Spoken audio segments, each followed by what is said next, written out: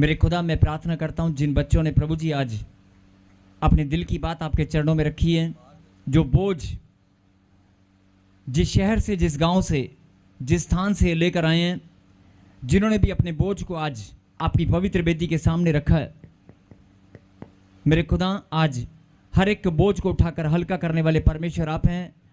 सबकी सहायता, सबको आनंद देने वाले आप हैं। मैं प्रार्थना करता हूँ पिता परमेश्वर के आज सब लोग अपनी आशीष को लेकर जाएं और सब लोग बड़े आनंद के साथ आपको महिमा दें। बोलो आमीन। सबकी गवाहियां बने। बोलो आमीन। आज हर एक जन का बोझ हल्का होने पाए। बोलो आमीन। यस, निकालें प्रभु के वचन से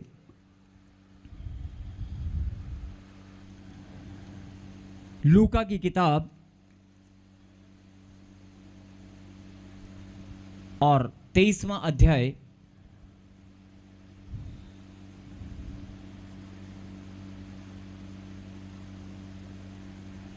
लूका की किताब 23वां अध्याय चैप्टर 23 एंड वर्स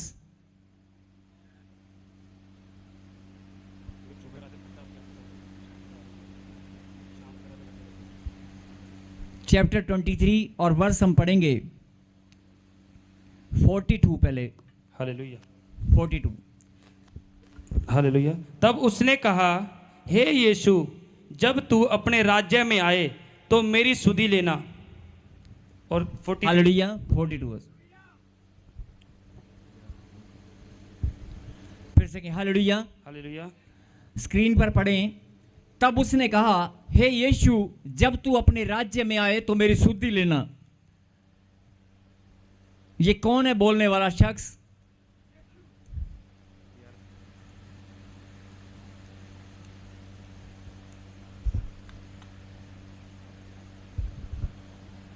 जब तू अपने राज्य में आए तो मेरी सुधि लेना। यह घटना, ये एक ऐतिहासिक घटना है और पूरा वर्ल्ड इस घटना से हिल चुका है।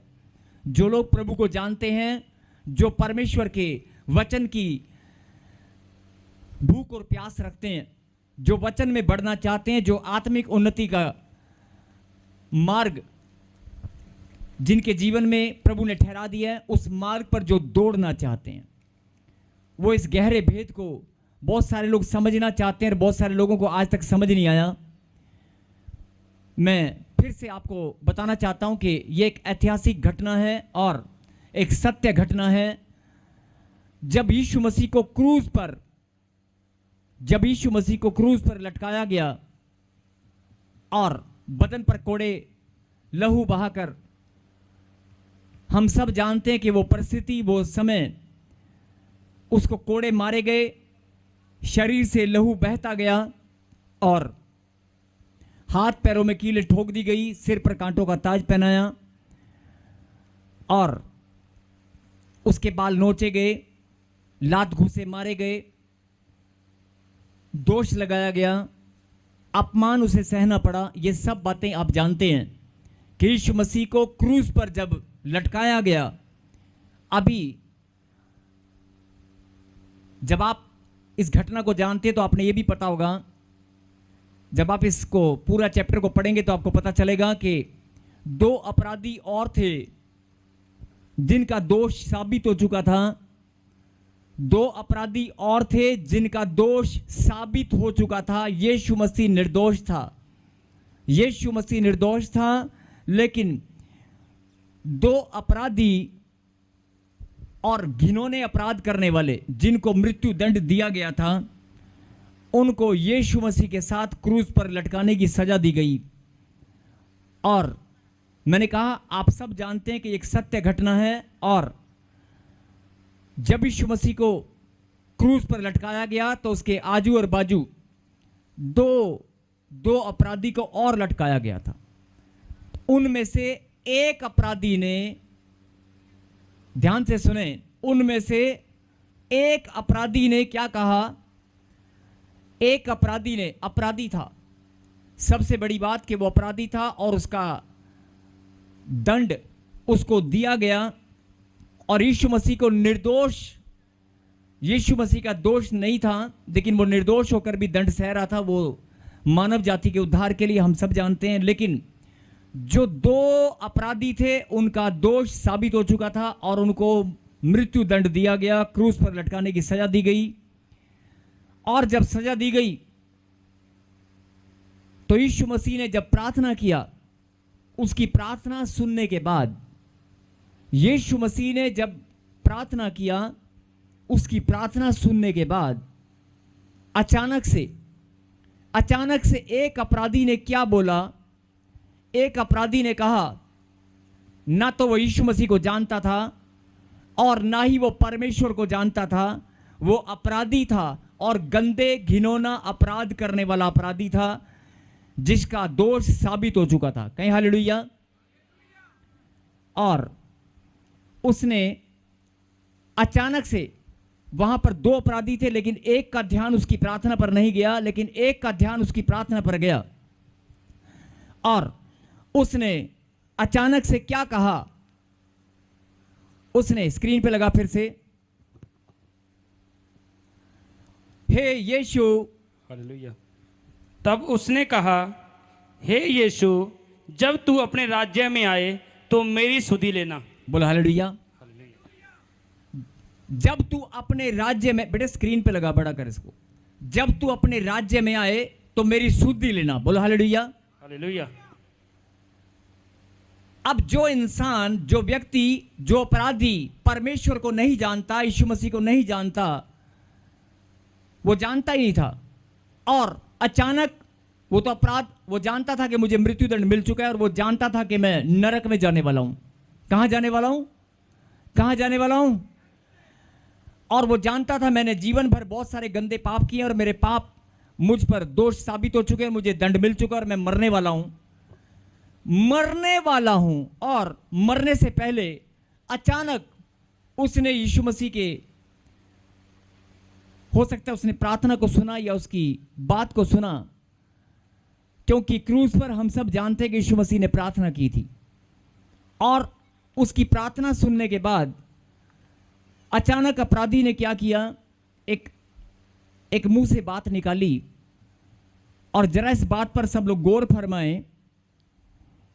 हे यीशु, जब तू अपने राज्य में आए तो मेरी सुधि लेना। हे यीशु, जब तू अपने राज्य में आए मेरी सुधि लेना। मैं चाहता हूं कि सब लोग जो ऑनलाइन हैं, हम भी अपराधी हैं, हम भी पापी हैं, कोई ना कोई पाप, कोई ना कोई छोटी बड़ी गलती, कोई गुनाह हमारे जीवन में भी हो जाता है। तो मैं चाहता हूं कि जितने लोग यीशु मसीह को अपना जीवन समर्पित कर चुके हैं, जो लोग यीशु मसीह को प्रेम रखते हैं, जो लोग यीशु मसीह से ब्लेसिंग पाना चाहते हैं, जो लोग बढ़ना चाहते हैं, जो लोग आत्मिक उन्नति के मार्ग पर दौड़ना चाहते हैं, ध्यान से सुने। जो लोग, कम शब्दों में बहुत गहरी बात परमेश्वर ने आपके लिए रखी है, जो लोग आत्मिक मार्ग पर उन्नति करना चाहते हैं, जो लोग छुटकारा पाना चाहते हैं, जो लोग आशीष पाना चाहते हैं, शांति पाना चाहते हैं, आनंद पाना चाहते हैं, जो लोग परमेश्वर के मार्ग पर चलना चाहते हैं, जो लोग परमेश्वर के राज्य की खोज में लगे हैं, जिनको परमेश्वर का अभी मालूम नहीं है लेकिन फिर भी वो चाहते हैं कि परमेश्वर है कहाँ, जो परमेश्वर को ढूंढ रहे हैं, जो परमेश्वर को खोजने में लगे हैं, चाहे वो परमेश्वर को जानते हैं नहीं जानते, लेकिन उन्होंने फैसला किया कि मैं परमेश्वर को खोजना चाहता हूं। तो आज मैंने कहा ना, वो यीशु मसीह को नहीं भी जानता है तो भी अगर वो इस बात को सुनेगा तो आज बड़ी आशीष पाएगा। बोलो आमीन। हे यीशु, जब तू अपने राज्य में आए तो मेरी सुधि लेना। क्या लेना? मेरी सुधि लेना, मुझे स्मरण करना, मुझे याद करना। जब तू अपने राज्य में आए तो मेरी सुधि लेना, मुझे स्मरण करना, मुझे याद करना, मेरा ख्याल रखना। बोलो हालेलुया। और सबसे बड़ी बात है कि अगर कोई विश्वासी ये प्रार्थना करे, कोई विश्वासी परमेश्वर से ये बात कहे तो समझ में आता है। कोई बड़ा विश्वासी, प्रार्थना योद्धा या परमेश्वर को अपना जीवन समर्पित करने वाला, सेवा करने वाला अगर ये बात कहे कि परमेश्वर मेरी सुधि लेना, परमेश्वर मुझे याद करना, अपनी दया वाला हाथ मुझ पर बनाए रखना, मुझे स्मरण करना, अगर कोई अपराधी ये बात कहे और कोई विश्वासी ये बात कहे, अगर कोई विश्वासी कहे और अपराधी कहे, विश्वासी अपराधी भी हो सकता है और अपराधी विश्वासी भी हो सकता है, लेकिन जो गहरी बात समझने की है कि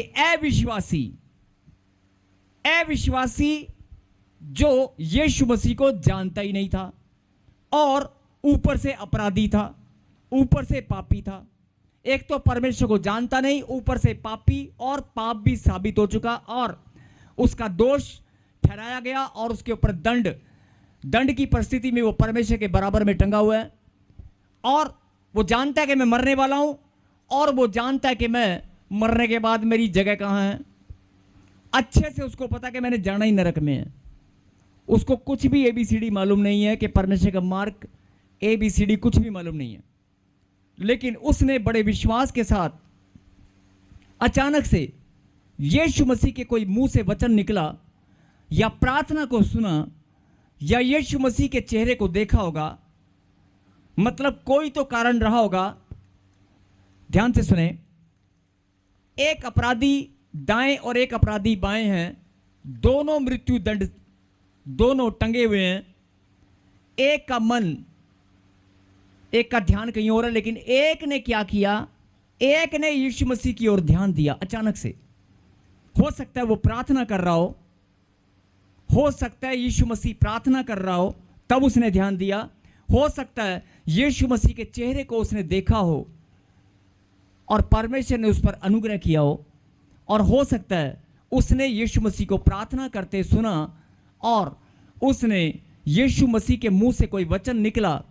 तीनों में से कोई तो बात हुई है, तीनों में से कुछ तो हुआ है। या तो उसने यीशु मसीह की ओर देखा और देखने से परमेश्वर ने उसके ऊपर अनुग्रह किया,